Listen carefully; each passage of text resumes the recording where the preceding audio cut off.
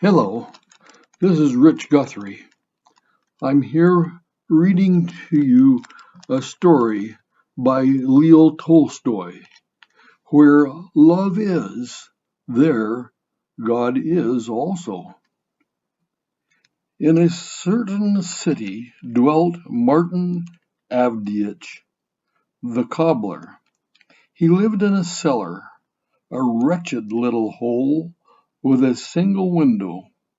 The window looked up towards the street, and through it Martin could see the passers-by. It is true that he could see little more than their boots, but Martin Avdiich could read a man's character by his boots, so he needed no more. Martin Avdiich lived a long time in one place and had many acquaintances. Few, indeed, were the boots in that neighborhood which had not passed through his hands at some time or another. On some he would fasten new soles, to others he would give side pieces, others again he would stitch all around, and even give them new uppers if need be, and often he saw his own handiwork through the window. There was always lots of work for him, for Avdiich's hand was cunning, and his leather good, nor did he overcharge, and he always kept his word. He always engaged to do a job by a fixed time if he could, but if he could not, he said so at once, and deceived no man. So everyone knew Avdiich, and he had no lack of work.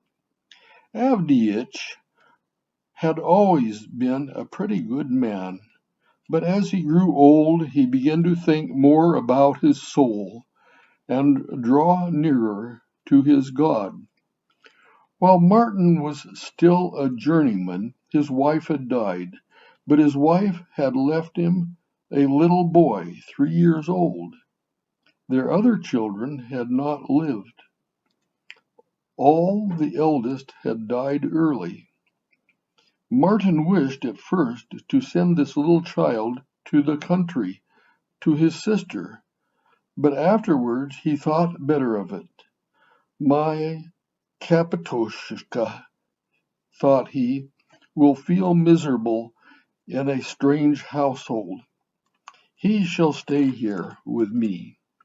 And so Avdiich left his master and took a living in lodgings alone with his little son.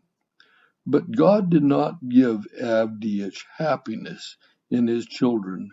No sooner had the little one begun to grow up and be a help and a joy to his father's heart than a sickness fell upon Kapitoshka.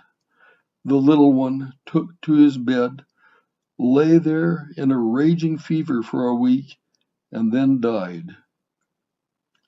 Martin buried his son in despair. So desperate was he that he began to murmur against God.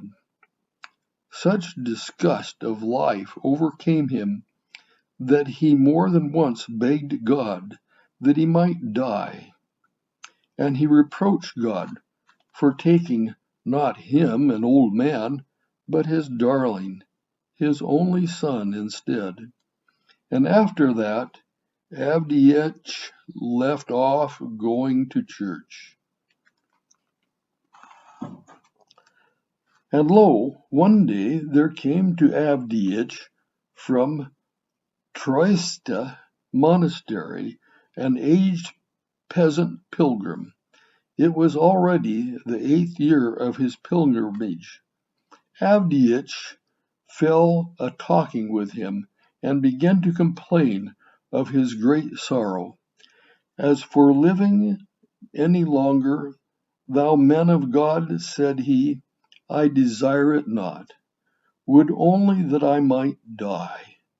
That is my sole prayer to God. I am now a man who has no hope. And the old man said to him, Thy speech, Martin, is not good. How shall we judge the doings of God? God's judgments are not our thoughts. God willed that thy son shouldst die, but that thou shouldst live.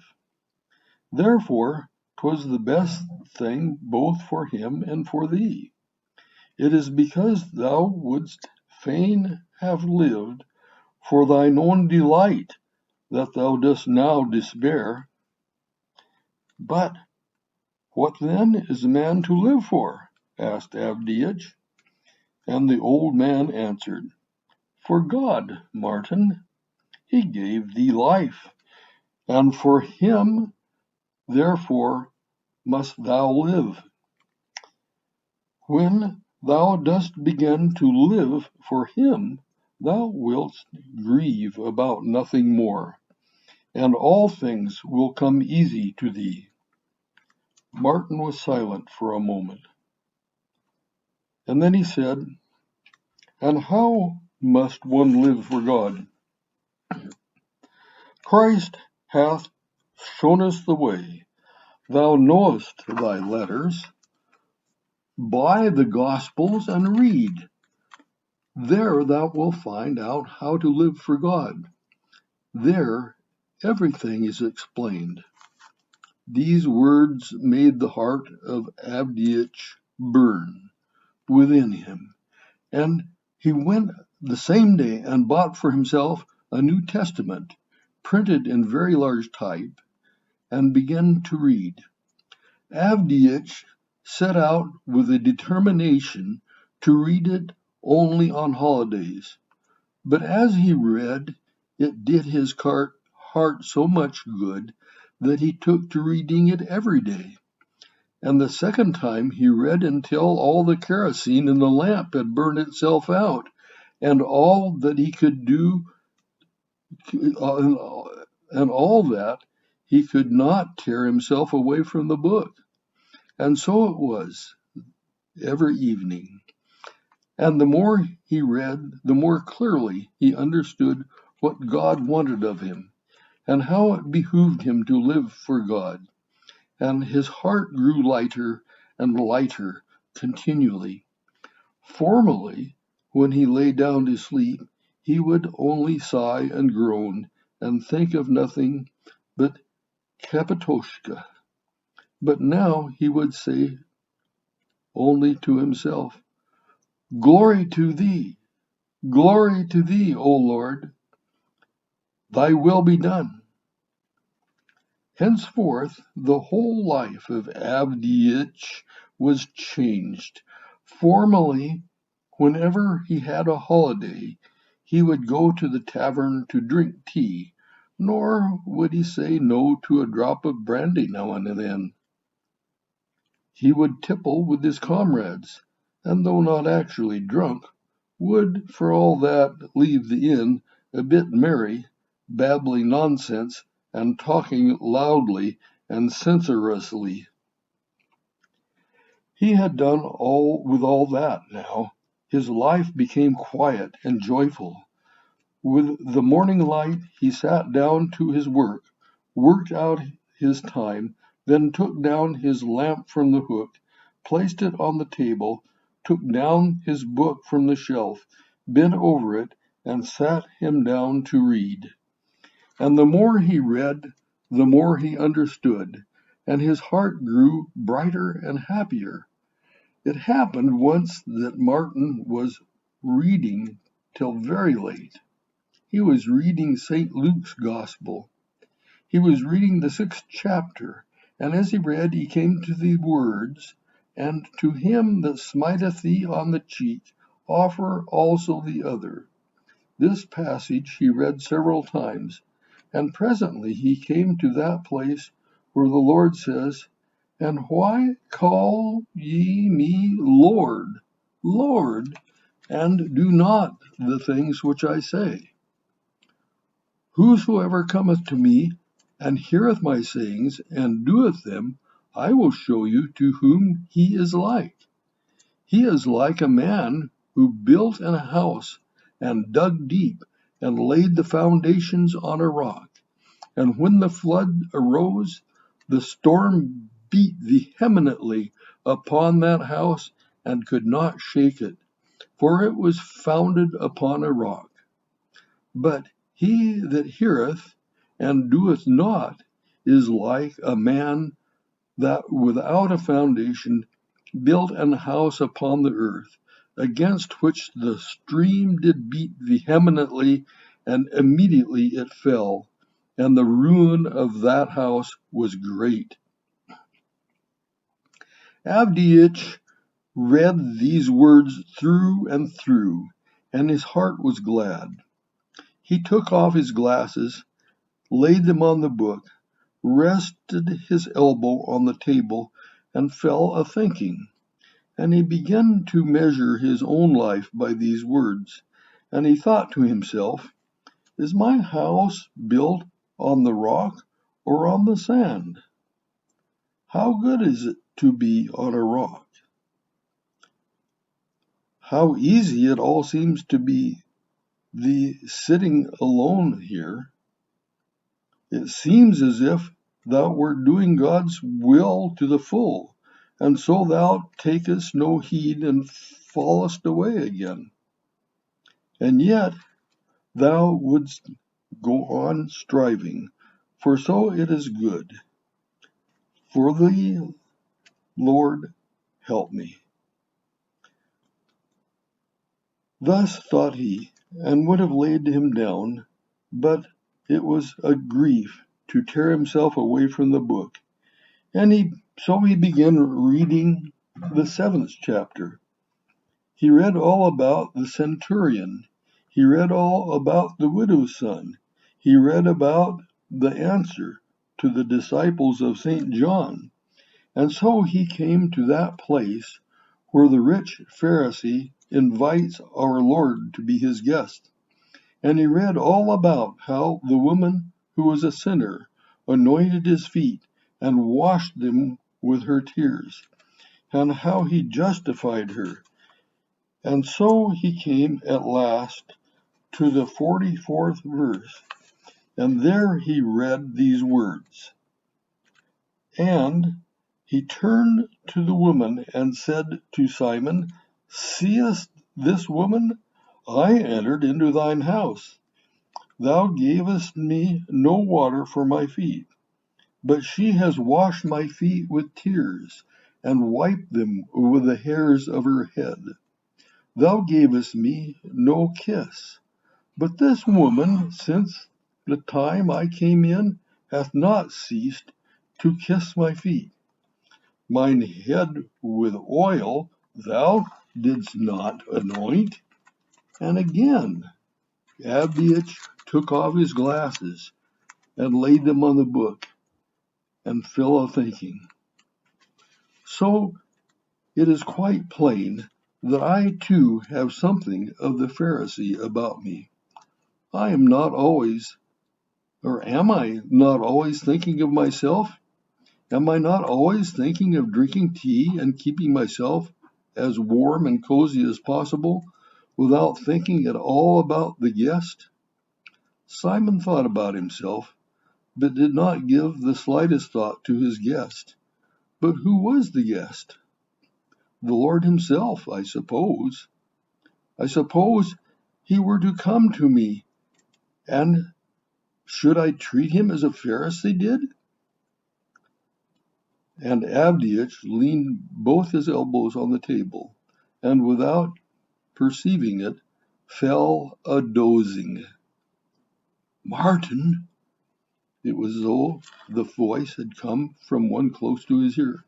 Martin startled up from the nap. Who's there? He turned around. He gazed at the door, but there was no one. Again he dozed off. Suddenly he heard quite plainly, Martin, Martin, I say, look tomorrow into the street. I am coming. Martin awoke, rose from his chair, and began to rub his eyes. and he did not know himself whether he had heard these words asleep or awake. He turned down the lamp and laid him down to rest. At dawn next day, Avdiivich arose, prayed to God, lit his stove, got ready his gruel and cabbage soup, filled his samovar, put on his apron, and sat him down by his window to work. There Avdiivich sits and works, and thinks of nothing but the things of yesternight. His thoughts were divided. He thought at one time that he must have gone off dozing, and then again he thought he really must have heard that voice. It might have been so, thought he. Martin sits at the window and looks as much at his window as at his work, and whenever a strange pair of boots passes by, he bends forward and looks out the window so as to see the face as well as the feet of the passers-by. The house porter passed by in new felt boots. The water carrier passed by, and after that there passed close to the window an old soldier, one of Nicholas's veterans, in tattered old boots, with a shovel in his hands. Avdiivich knew him by his boots. The old fellow was called Stepanovich, and lived with the neighbor shopkeeper, who harbored him out of his charity.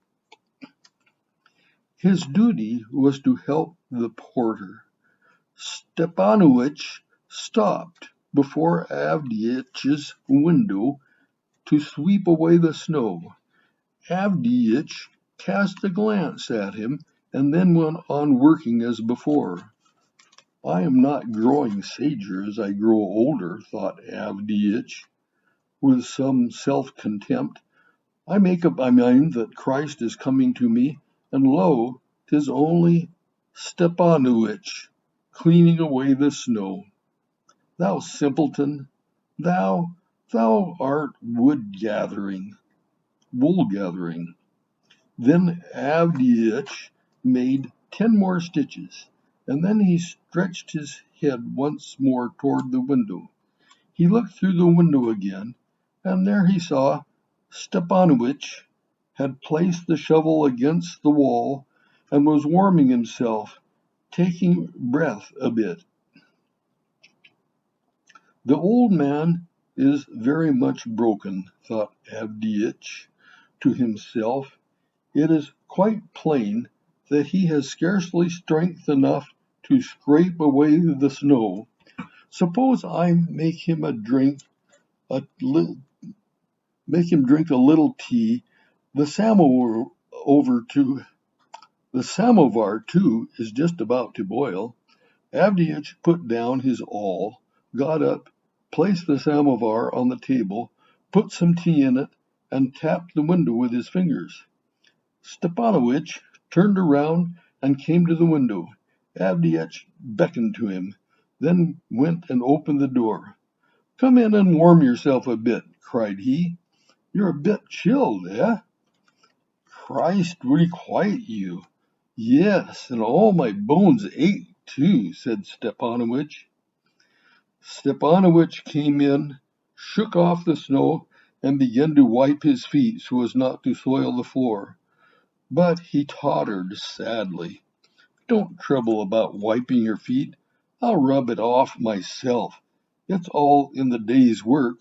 Come in and sit down," said Avdiivich. "Here, take a cup of tea."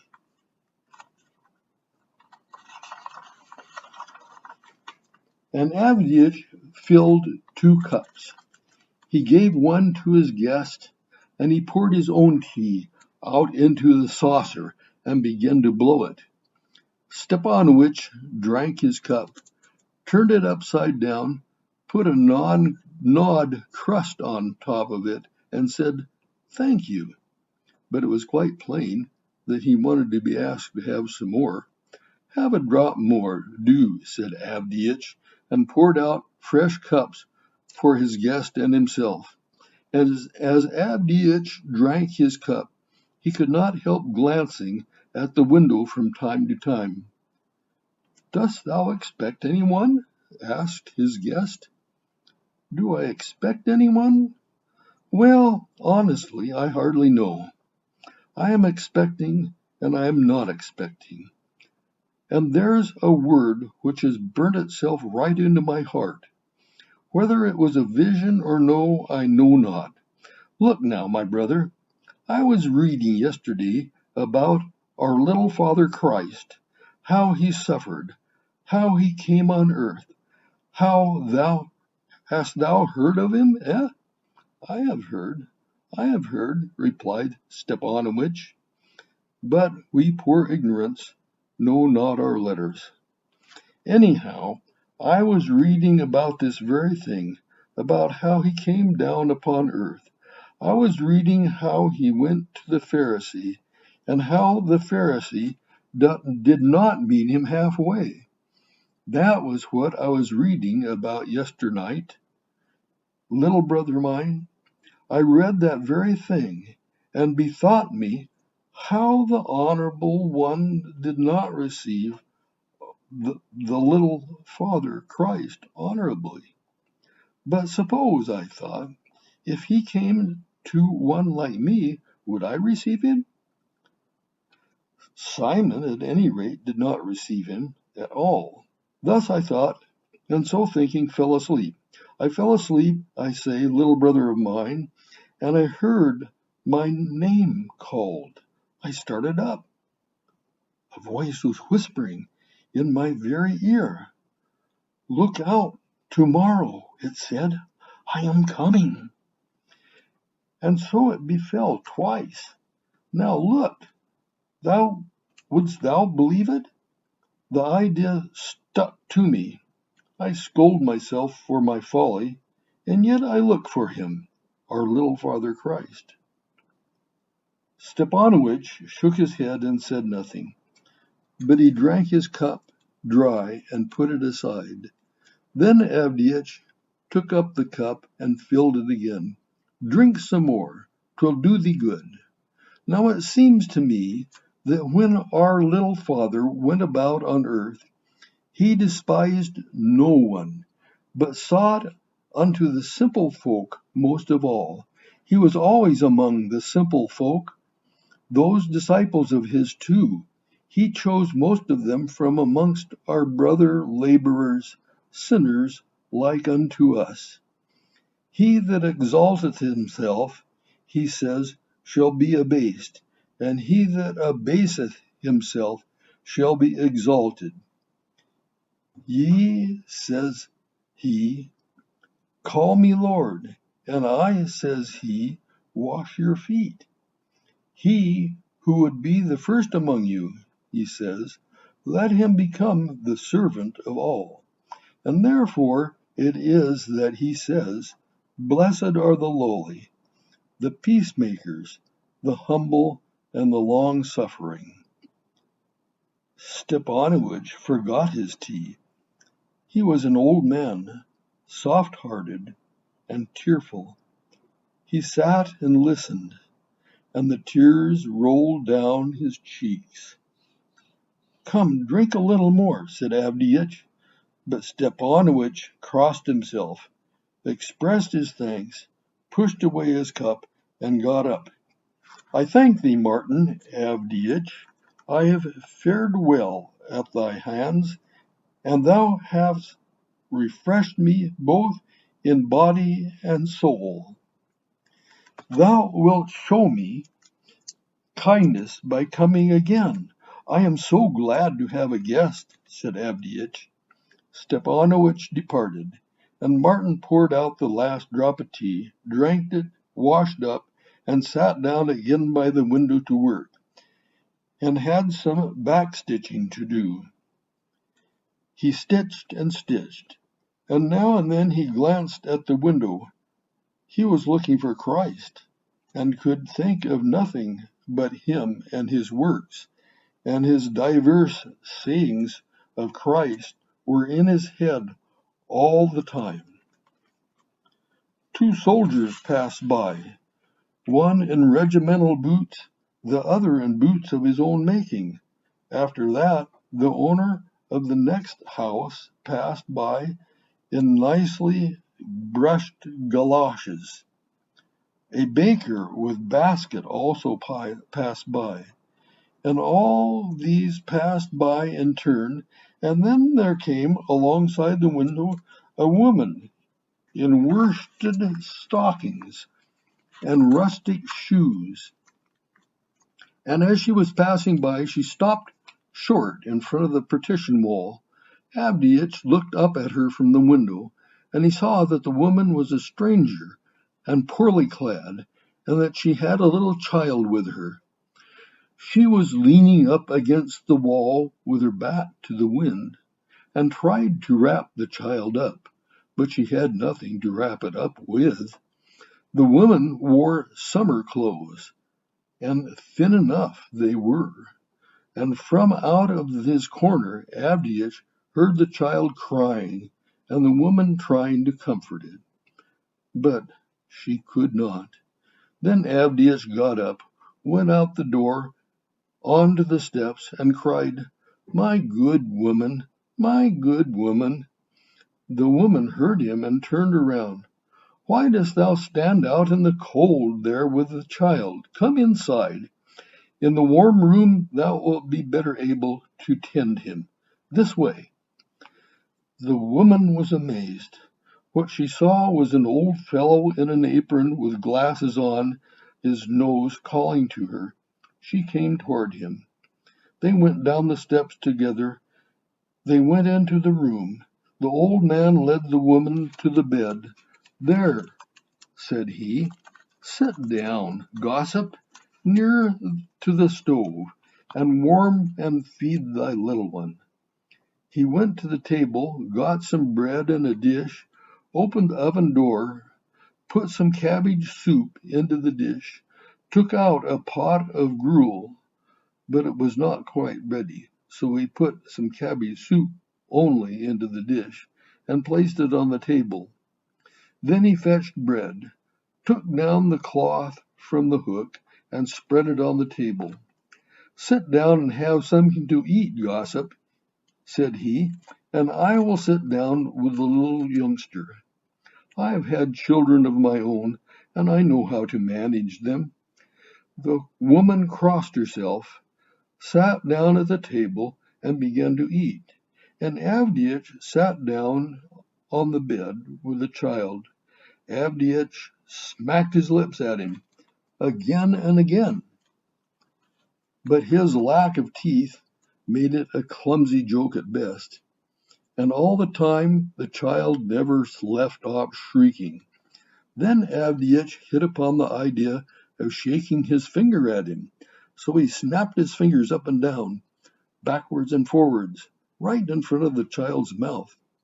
He did not put his finger into its mouth, because his finger was black and sticky with cobbler's wax. And the child stared at the finger and was silent, and presently began to laugh, and Avdiich was delighted. But this woman went on eating, and told him who she was and whence she came. "I am a soldier's wife," she said. "My 8th month's husband. They drove right away from me, and nothing has been heard of him since. I took a cook's place till I became a mother. They could not keep me and the child. It is now 3 months since I have been drifting about without any fixed resting place. I have eaten away my all. I wanted to be a wet nurse, but people wouldn't have me. 'Thou art too thin,' they said. I have just been at the merchant's wife, where our grandmother lives, and there they promised to take me in. I thought it was all right, but she told me to come again in a week.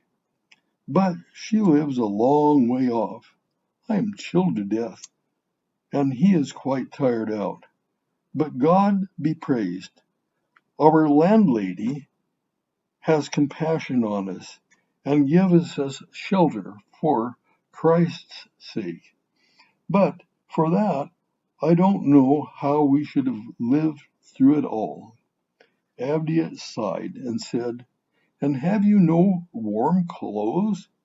Ah, kind friend, this is indeed warm clothes time, but yesterday I pawned away my shawl for 2 hryvniki.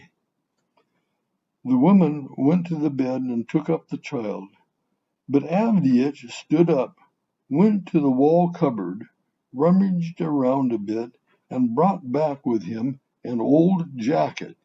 Look, said he, 'tis a shabby thing, 'tis true. It will do to wrap up in. The woman looked at the old jacket, then she gazed at the old man, taking the jacket, fell a-weeping. Avdiich also turned away and crept under the bed, drew out a trunk, and seemed to be very busy about it, whereupon he again sat down opposite the woman. Then the woman said, Christ requite thee, dear little father, it is plain that it was he who sent me by thy window. When I first came out, it was warm, and now it has turned very cold. He it was, little father, who made thee look out of thy window, and have compassion on wretched me. Avdiich smiled slightly, said, Yes, he must have done it, for I looked out the window in vain, dear gossip. And Avdiich told his dream to the soldier's wife also, and how he had heard a voice promising the Lord would come to him that day. All things are possible, said the woman. Then she rose up, put on the jacket, wrapped around her little one, and began to curtsy and thank Avdiich once more. Take this for Christ's sake, said Avdiich, giving her a 2 hryvniki piece, and redeem your shawl. The woman crossed herself. Avdiich crossed himself, and then he led the woman to the door. The woman went away. Avdiich ate up the remainder of the cabbage soup, washed up, and again sat down to work. He worked on and on, but he did not forget the window, and whenever the window was darkened, he immediately looked up to see who was passing. Acquaintances passed, strangers passed, but there was no one in particular. But now Avdiich sees how, right in front of his window, an old woman, a huckster, has taken her stand. She carries a basket of apples. Not many now remained. She had evidently sold them nearly all. Across her shoulder she carried a sack full of shavings. She must have picked them up near some new building, and was taking them home with her. It was plain that the sack was straining her shoulder. She wanted to shift it onto the other shoulder. So she rested the sack on the pavement, placed the apple basket on a small post, and set about shaking the shavings from the sack. Now, while she was shaking down the sack, an urchin in a ragged cap suddenly turned up, and goodness knows from where, grabbed at one of the apples in the basket, and would have made off with it. But the wary old woman turned quickly and grabbed the youth by the sleeve. The lad fought, tried to free himself, but the old woman seized him with both hands and knocked off his hat and tugged hard at his hair. The lad howled, and the old woman reviled him.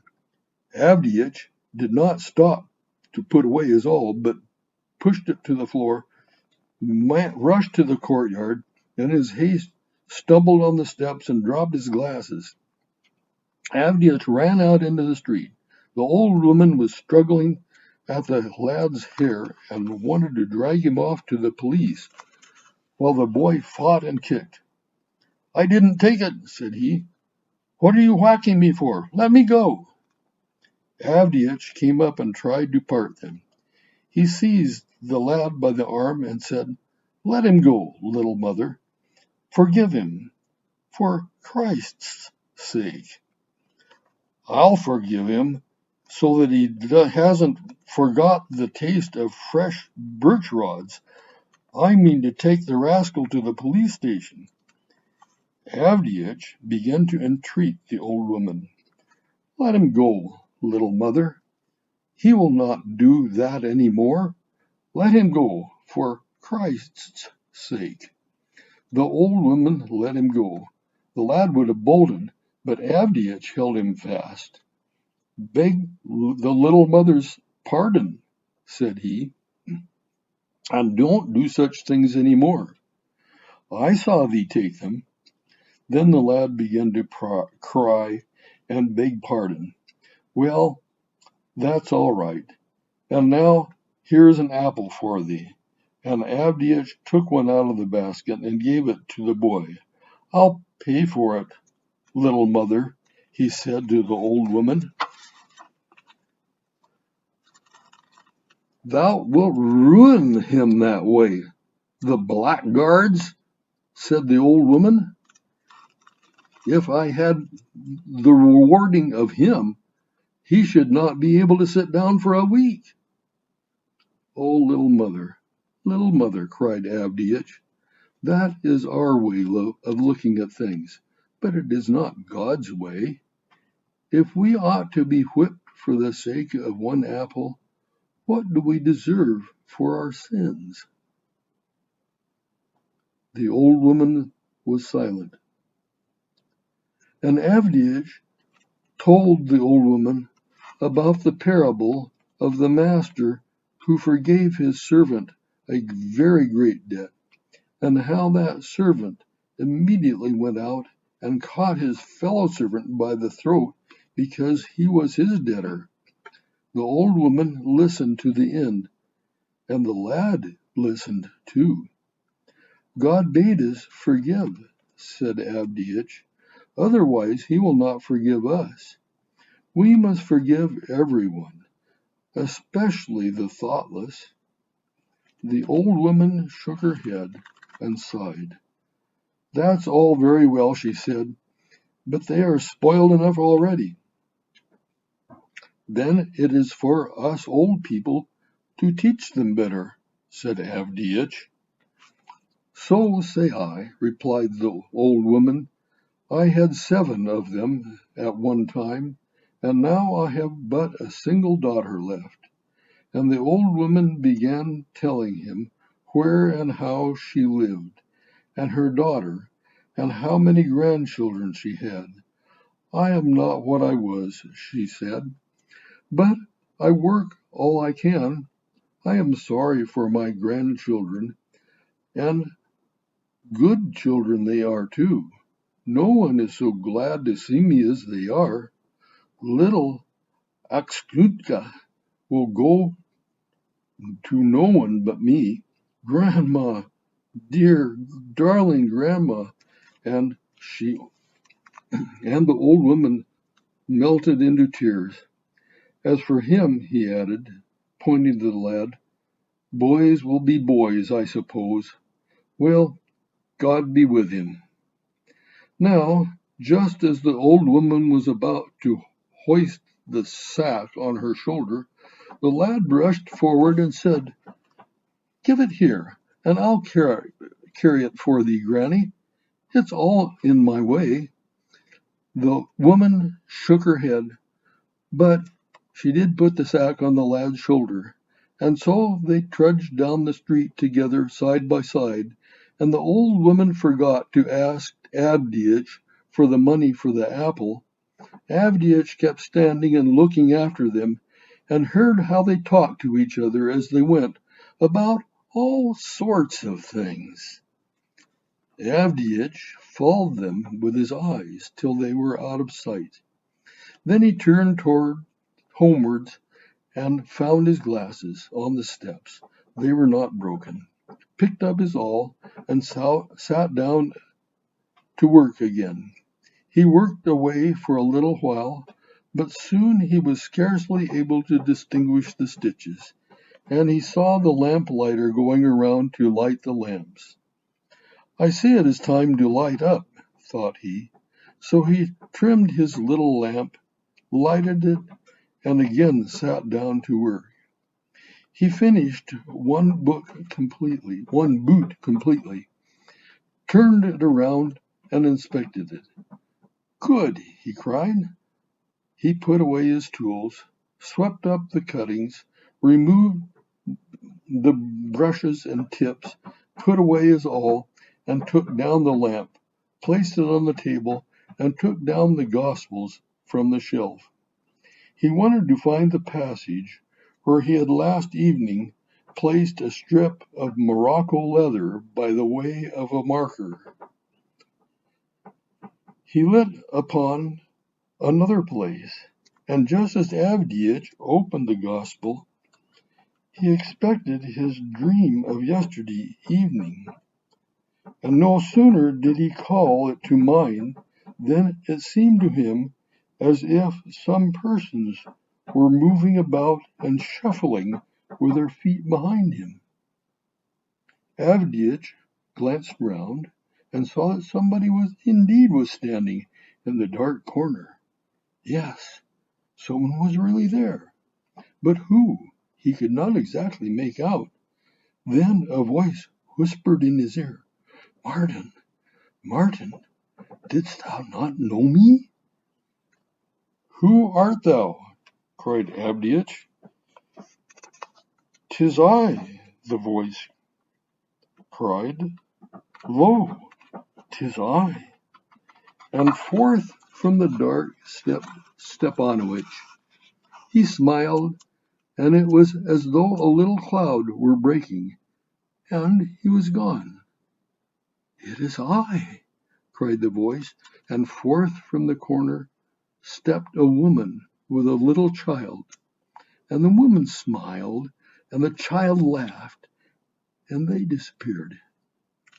It is I, cried the voice, and the old woman and the lad with the apple stepped forth, and both of them smiled, and they also disappeared. And the heart of Avdiich was glad. He crossed himself, put on his glasses, and began to read the Gospels at the place where it had opened.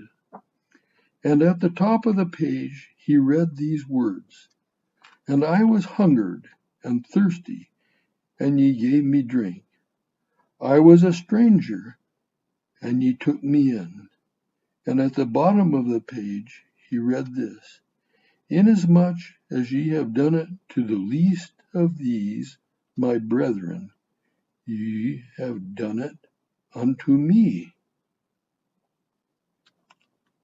And Avdiich understood that his dream had not deceived him, that the Savior had really come to him that day, and he had really received him.